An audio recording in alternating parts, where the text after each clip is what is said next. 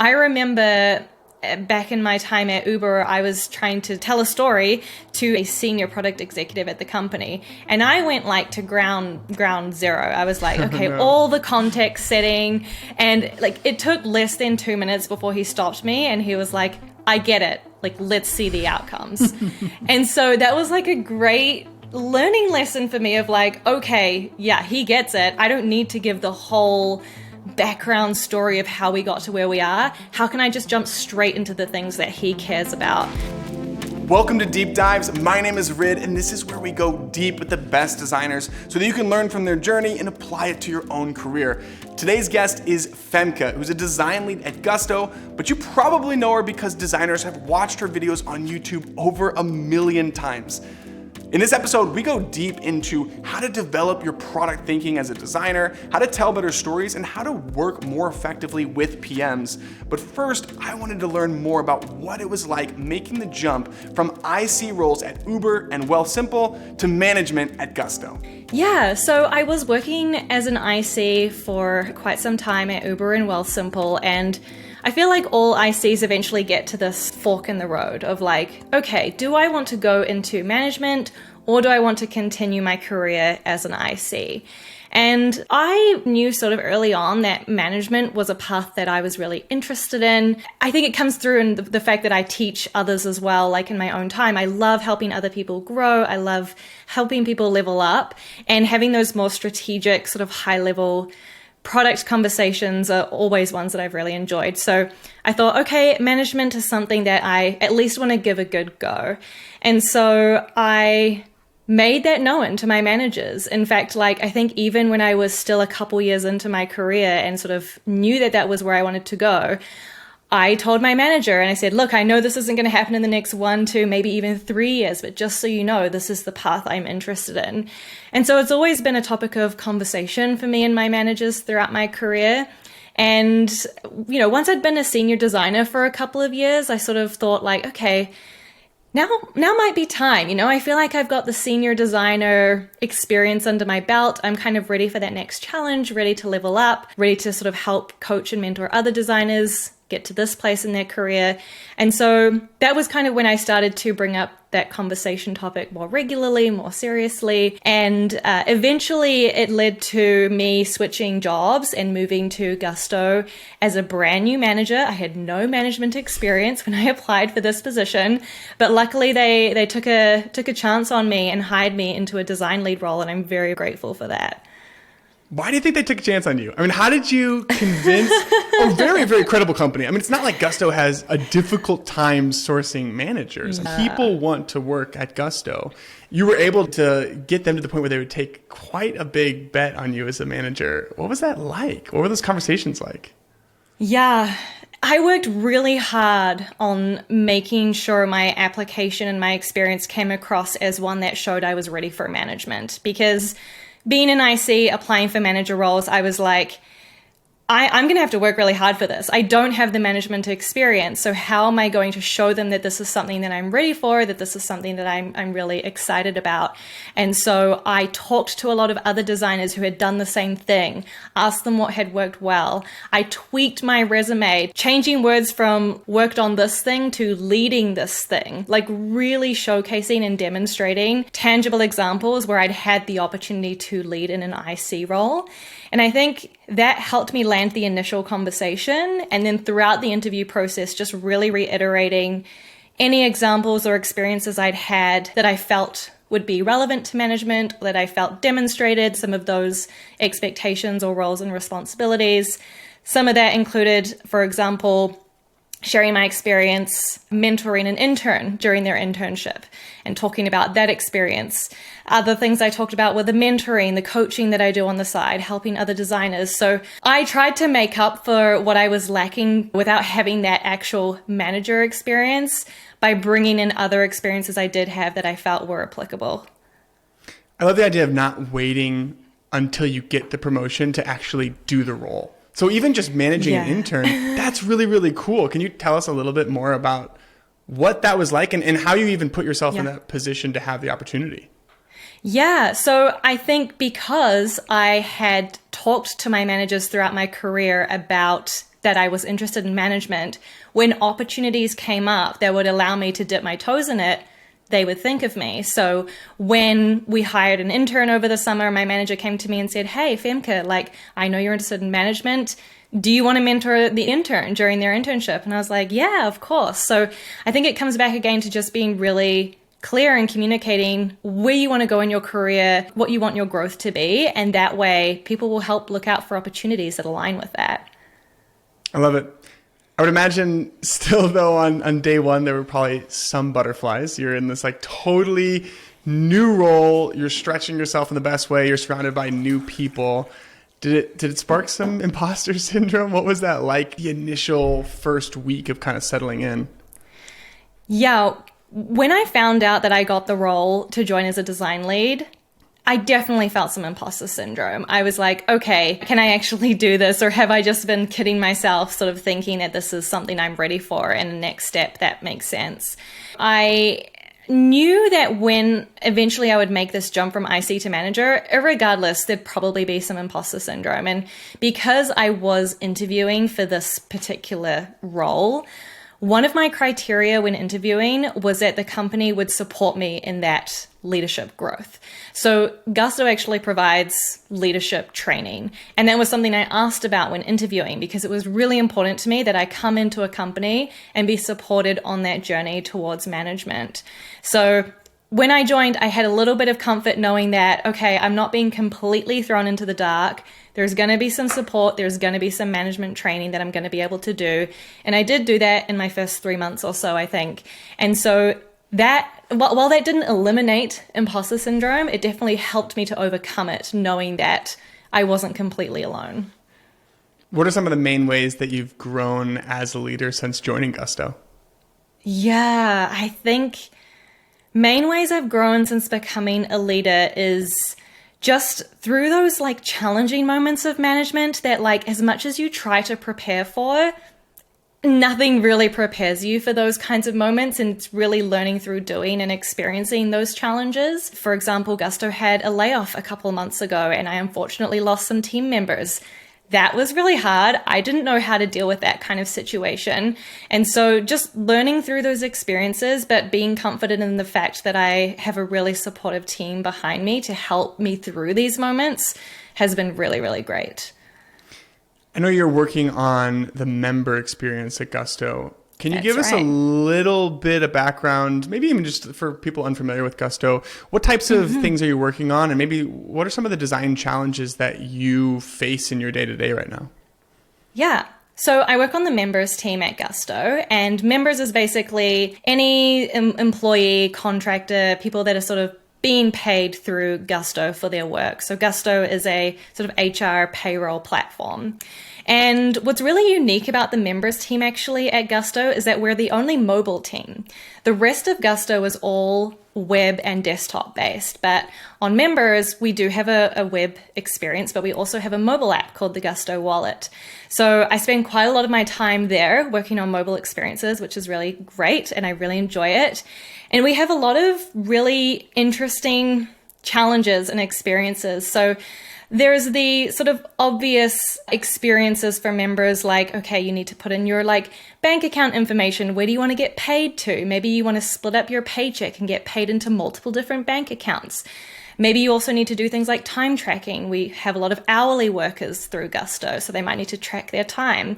Or you might need to do some benefit selection through Gusto. So we provide those experiences for our members. And then what's cool about members is that we also have a lot of financial products that we offer to members as well. So you can sign up for the Gusto wallet, you can get a spending account, you can set savings goals. So it's really fun to work on multiple different sort of problem spaces within members. And we have some pretty exciting things coming up this year for our members. And we're trying to make benefits more widely available to members all across Gusto. I think it's pretty awesome that we use each other's products. I know. Because you're an instructor on Maven and I'm a member on Gusto. Because I actually, whenever I join a new team, I have a little moment of like, yes, it's Gusto and not something else. Because it's really good software. So I appreciate that part of our friendship. It's cool. You said something interesting that I'd like to go back to, which is you specifically were trying to figure out if there was leadership training as a part of Gusto. And you've obviously been a part of some pretty prolific design cultures. What are some of the other ways that you are evaluating the different teams that you're considering joining? Like, what made Gusto stand out? And maybe even taking it a little bit higher level for other designers who are maybe on the job market or considering switching roles, what are some of the things that they should be looking for in the teams that they're interviewing with? Yeah. When you're interviewing, it's good to have a list of criteria of things you're looking for from those companies. Maybe it's like a list of particular benefits or a type of culture you're looking for. Could even be things like size of team or scope of problem space. So I definitely wrote that list for myself and thought about, okay, what kind of environment do I want to be in? And what kind of environment would support the growth that I want in the next few years of my career? So making sure those two are aligned are really important. For me, one of the big ones was around sort of design team culture. I wanted a place that had a mature design team. That meant a few things. It meant a design team that had all of the functions related to design. So we've got designers, content writers, and researchers. That was important to me. I wanted that kind of trifecta as a baseline sort of expectation. Another thing that was important to me was design's visibility in the company. Does design have a seat at the table? And at Gusto, we actually have a head of design, Amy Thibodeau, and she sits at the C-suite. So like the same level as the other execs, which unfortunately is pretty uncommon these days in big tech companies. Design often reports up to a product executive. So that was really promising to me to see, okay, design literally has that seat at the table. They're being respected and they have a voice at that level. And then the third thing important to me was the design team's relationship with product. And are designers kind of just seen as pixel pushers, sort of executing on the work, or do designers play a strategic role in the product conversations? And what is their relationship like with product? Is there a strong partnership there? And that can be really hard to gauge when you're interviewing. And so I had a lot of sort of questions that I'd pre-written for myself to make sure I asked in the interviews to get a really, really clear sense of if that was happening. I also always made sure that I talked to a PM. Sometimes in the design interview process, you only talk to other designers, and I made sure that I had that conversation with a PM so that I could learn from the PM's point of view what their relationship was like with design and what their expectations were from their designers too. You're one of my favorite people to listen talk about just this relationship between product and design. And one of the things that you talk about is the difference between just being a product designer and a product thinking designer. Can you unpack that one a little bit for us? Yes. In my course, I talk a lot about being a product thinking designer. And a lot of us, we're hired as product designers. That's our role. It's pretty clear what the expectations and the responsibilities are there. And the reason I've thrown the word thinking in there is because I want to encourage designers to see their role as both design and product. I think we're kind of shoeboxed into the design corner. And I think as product designers, we kind of almost need to reclaim the word product back a little bit. And so when I talk about a product thinking designer, I'm talking about a designer who is not just focused on the second diamond, in the double diamond process. So they're not just executing, they're not just pixel pushing, they're thinking about the product. They're contributing to those early strategic conversations around what is this problem we need to solve? How can we solve it? What are the pain points? What are the goals and the needs of our users? What are the business metrics we need to hit? How can we have impact here? So all of those more product heavy questions that I feel as designers, we aren't as involved in as we could or should be. And so that's what I'm really trying to encourage with the term product thinking designer, is to get those designers earlier in the conversation with their product teams. What advice do you have for someone that feels a little bit trapped later downstream? They're mainly just in execution solution space. I've talked to so many designers that get trapped at that solution as part of the process. And it can be really challenging to break out of that, especially if your product team doesn't see design as a strategic partner. And so my first recommendation is to try to get into those earlier conversations. I'm sure they're happening. You're just not being invited. So instead of waiting around to ask for the invite yourself, right? Get yourself into those conversations as much as you can and let your PM know that you want to be a part of that stage of the process. It could just be that the PM thinks you're too busy or you're not interested, or maybe they don't see where you could have value. And so you need to let them know and tell them, yes, I want to be there. Here's where I think I can have input. Here's the value I think I can bring to these conversations, and then get yourself invited. It's come up twice now. I can tell you're someone that's really assertive in that if you want to get somewhere, like, you tell your report. I want to like pause and call that out because it doesn't come naturally. And for some people that actually might be a little bit intimidating, but yes, it's such good advice. It is really hard to tell people what you want in a work environment or in a working relationship. Sometimes that can be really scary or really, really daunting. And I get it. I have been there too. And it's taken me years to push down that imposter syndrome or build up that confidence, right? But I've kind of figured out that if I don't say anything, nothing is going to change. And I can't expect people to read my mind or understand or know what I need or what I can bring to the table. And so if you can communicate that, I would encourage you to. Now, if you are someone who maybe struggles communicating and verbalizing that, then instead I would say show them. Instead of telling them, show them. Maybe just do it and then say, look what I've done, and actually proving by doing it what you need or what the value is, whatever it is that you're trying to get across. I think showing is super, super powerful and could work well for those people who struggle to put it into words. Yeah, I love that. Don't ask for permission, just do it. Yeah, exactly.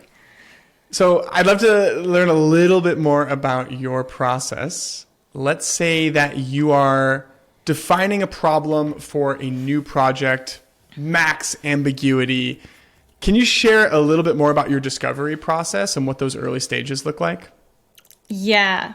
So sometimes we do get these problems that are super ambiguous and we're like, okay, how do I unpack this?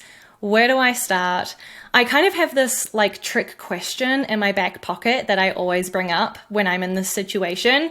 And it's honestly such an easy question because it's one word, and it's the question, why? Why are we doing this? Why did we make this decision? Why is this important? Asking those kinds of questions can uncover or unpack so much hidden ambiguity can uncover a lot of ambiguity that you might see in those early stages of a project. So asking questions is one thing I would do. Another thing I would do is try to dig deeper. Maybe there's a little bit of surface level data, or maybe there's like a couple of customer quotes. It's often not enough. Can we dig deeper into what is the real user pain point that's happening here? Or what is the true goal that we're trying to achieve? What is happening behind these metrics? Why is that important? Why should we care about that? So trying to really dig deeper into things is another thing I really like to do. And then one reminder I try to remember is that often as designers, we're the voice of the customer in a lot of these team conversations. And there's no one else better positioned in our teams than ourselves to demonstrate empathy for our users. And so putting on that kind of customer hat too and asking questions from a customer perspective, or really playing that role or being that voice of the user, can also be really beneficial in those early stage conversations to really figure out, is this what they need? Or like, are we focusing on the right thing? Are we prioritizing things in the right order? Think about the customer impact that your decisions are having, and that can also help bring some clarity to the table. That's so good. One of the things that I'm personally curious about, just as someone who has almost exclusively worked on very small teams and startups where we haven't had like dedicated researchers. It sounds amazing. Right. I've never actually been a part of it. How does the process change? And how does that relationship work in the very early stages where maybe it is not exclusively falling on your shoulders to have those conversations and surface some of those insights? I'm curious how you make sure that you're still getting to the point where you can really understand the customer versus being more reliant on someone else. Yeah, I'm definitely a fan of the sort of domain model of design org structure, where as a designer, you are sort of permanently staffed to a particular team inside the company. So for example, I'm on the members team, and that means I can go really deep into that domain and build a really strong perspective around that problem space versus say a more sort of studio model where designers might hop between different teams depending on the highest priority project. And that way it's kind of harder to build that domain knowledge. And then, you throw research in the mix there. Sometimes you might have access to a researcher. Other times you might not. On the domain sort of setup, more often than not, you're more likely to have access to a researcher. And so they might be the ones doing more of that customer empathy building, providing research reports, talking to customers. And so how do I still stay plugged into that when I'm not quote unquote at the front line of that anymore? The ways I've done that is forming a really strong relationship with my researcher, trying to involve myself as much as I can where needed or where there is opportunity to. I think also keeping my eye out myself for research opportunities and bringing those to my researcher.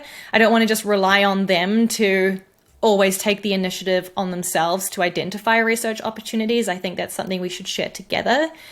And then honestly, there's been times in the past where even though we've had a dedicated researcher, they've let me run some research sessions. And so that's also been really fun. And I actually encourage folks to do that. Even if you have a researcher available to you, you should still be talking to customers when you can. And so that as well helps me kind of stay in check, build that empathy with the customer, and help deliver those insights back to our product team. Another question I have is, what are some of the ways that designers can increase the amount of influence that they have on product strategy and the overarching company roadmap? Yeah. So I think there is more opportunity than designers realize to increase their influence in things like product strategy and roadmaps. Again, you're kind of the voice of the customer a lot of the time. So what are some things that you can bring to the team that you have heard or seen or observed or noticed from customers? It's not uncommon to get a roadmap from your product team and it's all very business driven or very product or company driven, right? Like, oh, we need to hit these metrics or we need to release these features. I also talk a little bit in my course on the difference between outcomes and outputs. And so what I'm referring to in that example is a lot of outputs. Here's all the things we need to do or the things we need to ship in our roadmap. And I think as designers, we are pretty uniquely positioned to try to encourage teams to think more about outcomes. What are the things we want to achieve? And by starting with outcomes, those eventually turn into outputs. So thinking about outcomes, it could be specific metrics that we want to hit, or it could be experiences we want to deliver for our customers, or pain points we want to solve, or goals we want to help our customers achieve. And by sort of reframing that conversation around outcomes, the outputs will come, right? And that also helps us create more space around what those outputs could be by not over-indexing and focusing too much on solutioning when it comes to roadmaps and those sort of early product conversations. We should be focused more on the outcomes we want, and that will drive the solutions. Very well said. Thank you. It makes a lot of sense. One of the kind of tactics that we have in our arsenal as designers when we are trying to influence the roadmap is when we have the opportunity to tell a good story, take advantage of it, right? And you talk about this idea of storytelling kind of having a hidden agenda of selling at the end of the day, which I totally agree with, right? Like we're trying to make things happen and get people bought in on ideas. So what are some of the tactics that you think more designers can use to effectively sell their ideas to other stakeholders in the company? Storytelling definitely, I believe, has this hidden agenda of selling because we're trying to get people bought into our ideas, right? That's what storytelling is all about. And I think my number one tactic or recommendation for improving your storytelling or trying to get your ideas bought in easier is just knowing your audience. Like, who are you telling your story to? Who's on the other side of the table from you?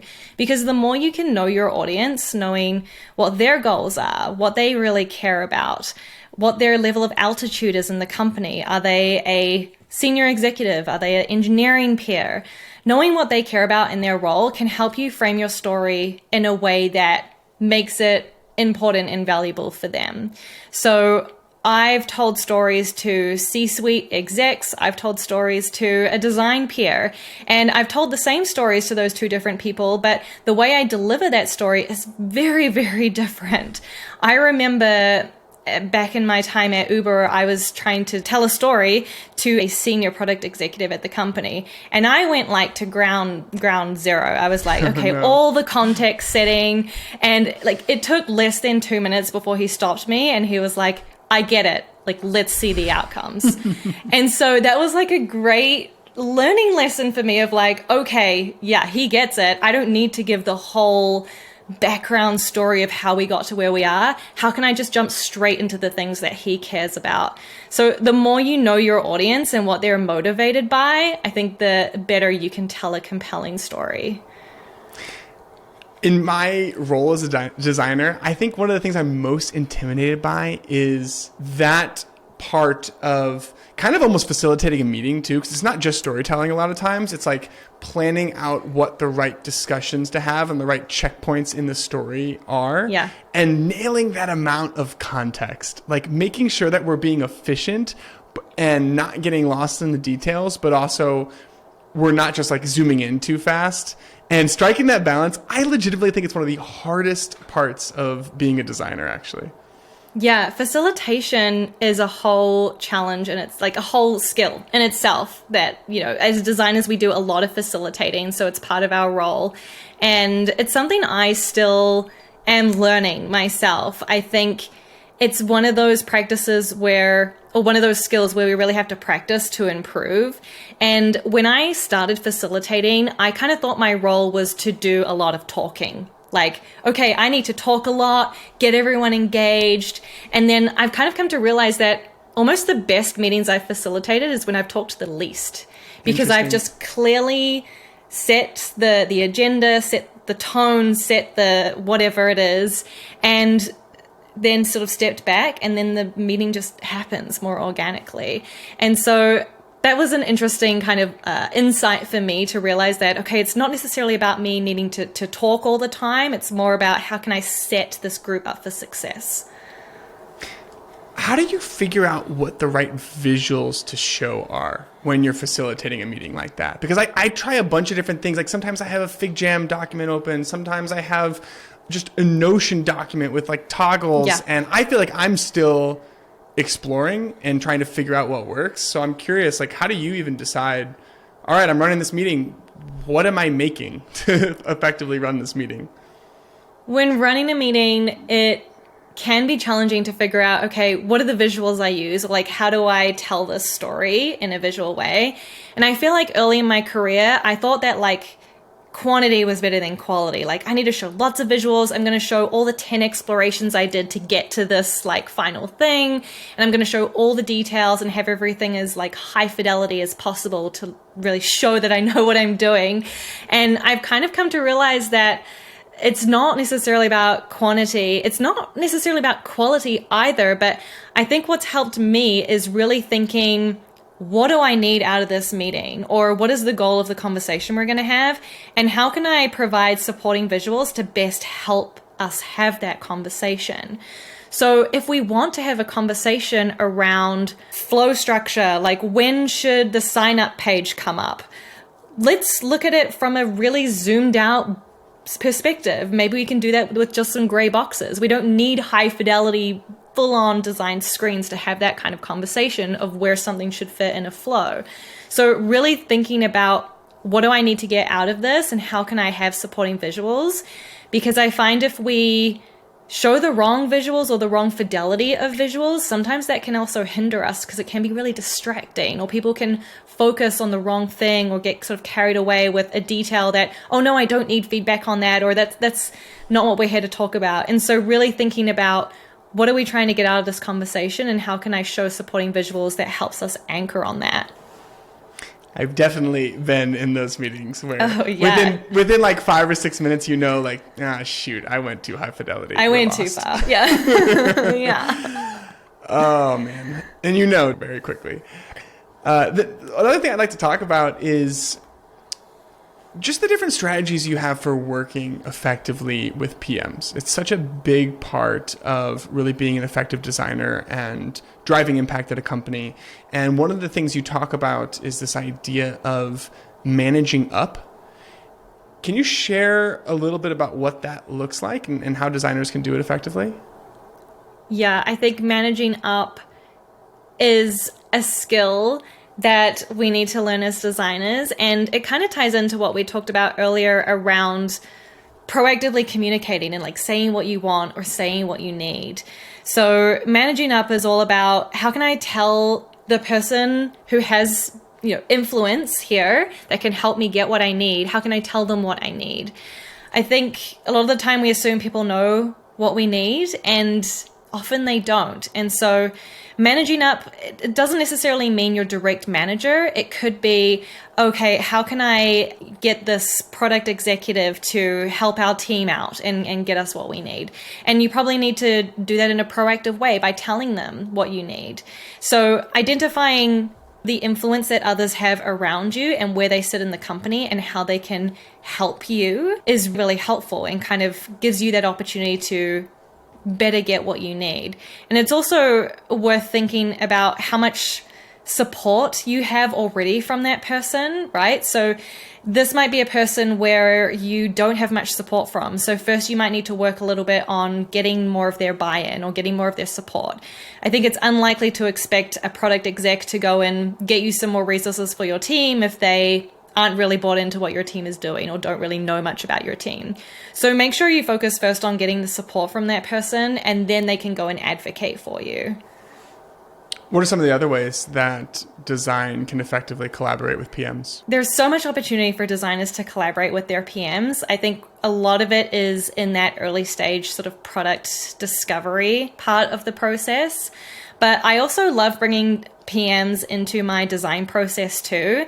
I think too often we as designers go into a cave, do our designs, and then come out and show the designs in things like reviews and crits, which are a great moment to show the work. But I think that it's a shame if that's the only time your product partner is seeing the work. So I try to give more regular updates, even if it's just small changes that I've made or sparking a conversation around a decision that I'm trying to make. I think our product partners should be seen as partners, as sort of thought partners. And I even had a conversation today with my PM, just a thought exercise, trying to think through something together because I was struggling to make a design decision. And I don't think that's necessarily a bad reflection that I can't make this decision. It's more like, hey, let's work through this together, right? Like, I've got some ideas from the design side. I'd love your perspective from the product side. So how can we work through this? And sometimes that might be a Slack conversation. Sometimes that might be in Figma together, actually co-designing, which is always a lot of fun. Yeah, really involving them as much as you can in your design process. They probably would love to be more involved in those conversations. I find often PMs get really excited when they get invited to more of those design level conversations. So don't be afraid to bring them into your process more than you are today. I love that you went beyond just sharing more updates and actually like bringing them into the ideation part of it. Yeah. Because that was actually feedback that I got from our head of product at Maven, where sometimes it's just easy to think like, well, they're really busy, and if I just like keep them in the loop and like then we'll talk about the hard things at Crit. But the fact is, like, solving problems with design is pretty fun. You know, and a lot of PMs like genuinely love that. And I think I even just in the last few months underestimated how exciting it was for our head of product, or basically who's my PM, like how exciting it is to just be a part of the brainstorming and the figuring out of like the meaty design challenges, right? And so I think that's really great advice and a great way to just strengthen that relationship too, because it is, you're having fun together, hopefully. Totally. Yeah. And that design product partnership, again, it should be about collaboration. It should be about you co-creating and designing together. And, I don't mean literally PMs coming in and designing in Figma. Like, I mean, sort of having those conversations, letting them have some perspective or opinion on the work and figuring out solutions together. And so it shouldn't be this like, I'm going to go away and come back to you. It's like, okay, how can we co-create this together? How do you handle the situation where that co-creation goes a little bit sour and maybe they're just repeatedly pushing back on your work? It's not uncommon for a PM to push back on work, I think. And in a way, it's their job. So I try not to take it personally. I think when this happens, I try to figure out where they're coming from. So why don't you think this is going to work? Or what is it about this that is out of scope? Or why can we not do this? So really understanding the why behind their feedback. Often when someone gives you feedback, there's more behind it. Like, there's actually a reason for why they think that thing or why they have that piece of feedback. So trying to pull that out of them is usually the first thing that I try to do. So just trying to understand the rationale behind why they might be pushing back. And sometimes that's enough. Sometimes I'm like, oh, okay, like we literally can't do this from an implementation perspective. Got it. Other times it might be like, oh, well, I just don't like it. Or, oh, I'd prefer to do this instead. And then again, a bit more probing, like, why is that? Why would you prefer this instead of that? And so really trying to understand the motivation behind their feedback. And then I think you can have a constructive conversation. I like that you highlighted that the pushback actually is really helpful a lot of times. Like, it is their job. It is what makes an effective manager in many ways. And a lot of times as a designer, I don't know, especially working at a startup, like it's easy to get a little bit lazy and be like, what, that is good enough. And I'm on to the next thing. Mm-hmm. And having just one instance of someone really pushing on you is enough to kind of take a step back. And a lot of times I find a better output there. And not only that, like something that took me a while to grow in as a designer is to actually push back in return sometimes. Right. Like if you feel conviction about an idea, not being afraid to make a case for it and not cave every single time someone pushes. And that can be PM or engineers too, where they're just like, can we cut this? Can we cut this? How many times a day do you get asked like, can we cut this? And it's like, well, a lot of the times, yeah, you can say yes, but knowing when to push back as a designer, just as the flip side of it is, I can tell that is a skill that I've been growing in even over the last couple of years. It's interesting that in your use case, you feel like your pushback is getting you to take the design a bit further. Whereas for me, I feel like I take the design too far and we need, like pushing back in my day-to-day is usually, no, we need to scale it back a little bit more. I wonder if that's like different for us based on the size of our companies, but I just think that's interesting. Probably, yeah. I'm like, we just need to ship it and get to that next project. And I'm like, we need to make the most high quality thing. Yes. So I did source a couple questions from Twitter. Yeah, I saw. Laura Escobar asked, what's the most valuable learning that you wish you had when you were first starting out?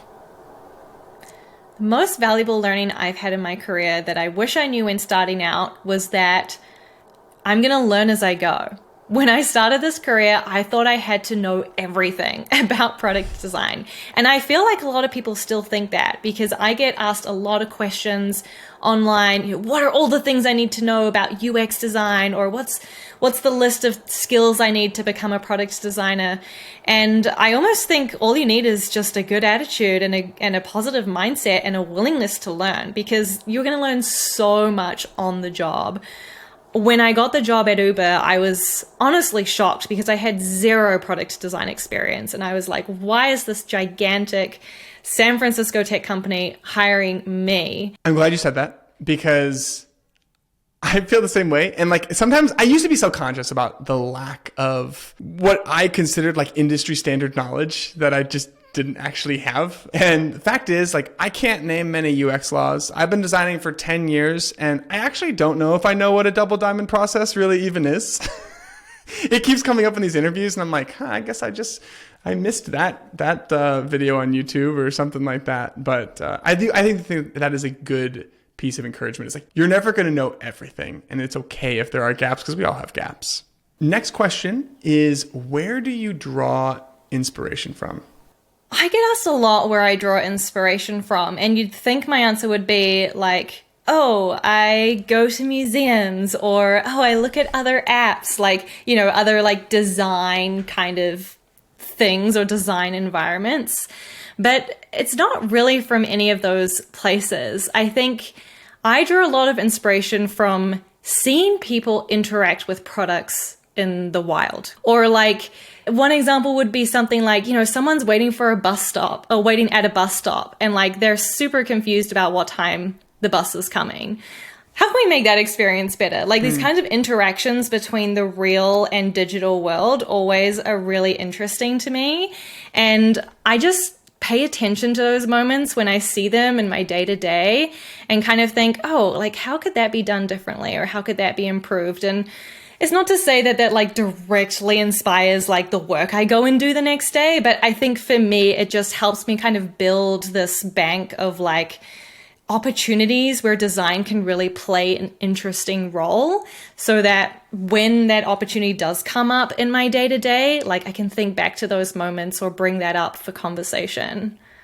I like that. You're kind of continuously growing the muscle just by looking for different mini design challenges in day to day. I dissect every interface I ever encounter. And like, I'm like, every time I'm like, you know, on different TV apps, I look at every little interaction. Yeah. I've seen your ongoing Twitter thread about ARC. I think that's a good example where you're like, you know, constantly inspired by all this sort of small design decisions that they've made in that experience. Yeah. I like opinionated software. Like when a software takes a hard stance on something, especially when it like in many ways corrects an existing behavior. Like the idea to automatically close people's tabs after 12 hours, that is ballsy, right? Like we've been leaving tabs unopened our entire history of using the internet, and they said, nope, not anymore.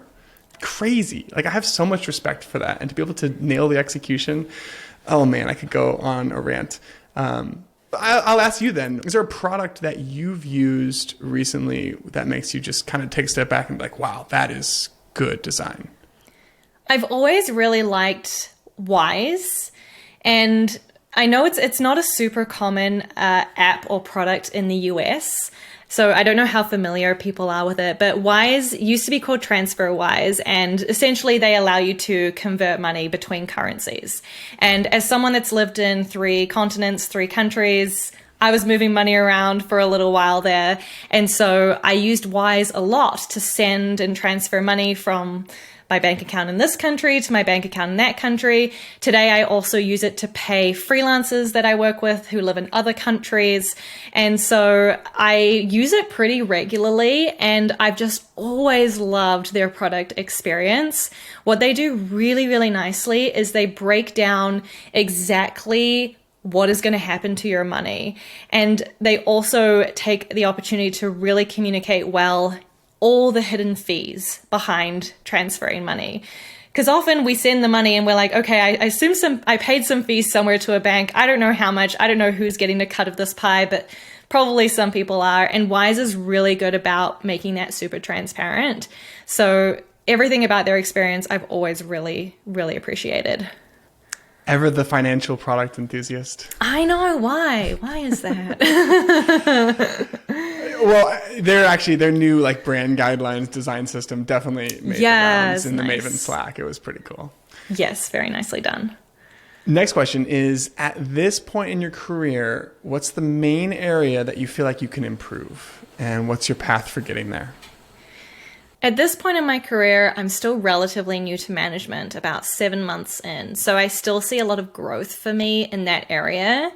One of the things I've been going through recently for the first time is sort of financial planning for our team. So we're trying to plan the entire roadmap, all of our priorities, our big rocks for the next 12 months. And it's the first time I'm sitting in those kinds of conversations. And I feel like it's been a lot of listening, a lot of observing trying to understand how do these decisions get made, and really also trying to figure out what is my role here in these conversations and where can I have influence and impact. So I think there's a lot of opportunity for growth in that area and sort of contributing to like bigger team strategy discussions. I talk a lot in my course about product strategy from a project level.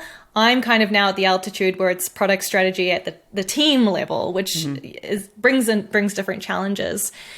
For me, I'm also pretty excited about the opportunity to grow a team. Right now, I have one direct report, so we're pretty small. It's not quite critical mass to have team meetings or like team design reviews with just the two of us. So I'm still excited for that opportunity and growth to sort of build a team eventually, have more reports, help them. And so building that kind of our own design team culture is something I'm looking forward to in the future.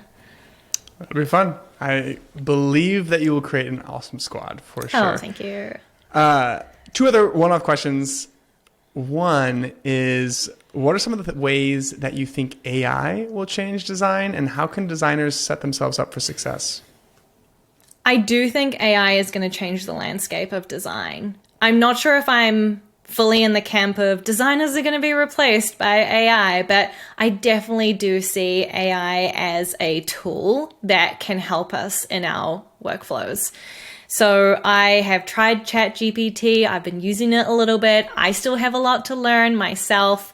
And I would just encourage designers to try it, like figure out what is this AI. ChatGPT is a good place to start. I know some folks have been playing around a lot with other more visual AIs, like Midjourney is another tool that I think is good to sort of dabble in. And I think once you start playing with it, you start to realize the opportunity. It's kind of hard to convince someone who hasn't tried it what the value could be or where the opportunities could be. So I'd say really all you need to do at this stage, at least all I'm doing for now, is just trying it and just using it and seeing what it can do and trying to understand its capabilities. Now that I've been doing that for like a little while, I'm starting to see those opportunities. One thing for me, I really want to build a Figma plugin and use AI to help me build the plugin. Super cool. So we'll see if I get around to doing that. But I wouldn't have known that like 3 months ago before ever using AI, that that's something that I could do with it. So start using it, and I think you'll see the opportunities for where you could bring it into your workflow. I think it's awesome that you're working on a Figma plugin. I was super I'm not inspired. working on a Figma plugin yet. It's on the cards. the fact that you have adopted more of like a builder's mindset just because of what these new technological advancements have made possible, that's amazing, right? Like that's amazing. I think that is so inspiring, and it's just like the first inning still. I think you're right. Like I'm not traditionally like a very builder designer. I know we have some amazing designers in our industry that are incredible builders and building amazing widgets, plugins, like tools for our industry. I've been a bit more passive on that side, but it is interesting that now that I'm sort of getting used to these AIs, I'm seeing that opportunity where I could do that too. And it's making the thought of building something more accessible for me or more realistic as something I could do. Whereas before, I was like, that's too out of my depth. I don't know how to do something like that. So I do think that that is kind of exciting, that it's making things that felt not accessible to me before feel like a possibility now. What is something that you believe about product design that you think other designers might disagree with? I think one thing, and we've talked about it a bit in storytelling, is that when I talk about storytelling, I say that I think storytelling is a lot about selling, but I actually think design as a practice is about selling. Like everything we do as designers is about selling, whether it's trying to sell our idea or convince others to get buy-in, or whether it's trying to sell it to a customer, right? To get them to adopt the product or the experience. And that might be controversial. I think a lot of designers don't see it that way. Maybe for them it's more expressive or more of an art form or more of, just trying to achieve some business goals or provide a good experience. At the end of the day, I think it is a lot about selling. And so I don't know if that's controversial or spicy enough for folks watching, but I do think that once you kind of grasp that as a concept, it gives you a lot more opportunity to have stronger rationale in the decisions that you're making. I think it's pretty spicy. There's someone somewhere is gonna be listening to this and they're working on like a shader or a mesh gradient and they're just like, wait a second. So you're working on a course and it's actually happening right now. You took the time out of your busy schedule, so thank you. Can you share a little bit more about what the course is, who's it for, and maybe what people can expect to get out of it? The course is all about product strategy for designers, and I recommend this course for designers who are 1 to 2 years already into their career at least. So this is not a beginner course, but if you've been in your role for a couple of years and maybe you're one of those designers who are often ending up on that solutioning kind of end of the product development process where you're just pixel pushing, you're just bringing to life the solution that the PM gave to you in a product brief, and you know that there's more opportunity for you to have more influence and more impact in what the end result is, and you're looking for ways to do that. That's really what this course is here to help you achieve. So if you're looking to level up, be more than just that sort of product designer, become more of that product thinking designer, get outside of the frames of Figma and have more influence in those product conversations and strategic discussions, this is the course for you. Amazing. Well, this has been just full of knowledge bombs. Thank you so much, Femke. Thank you.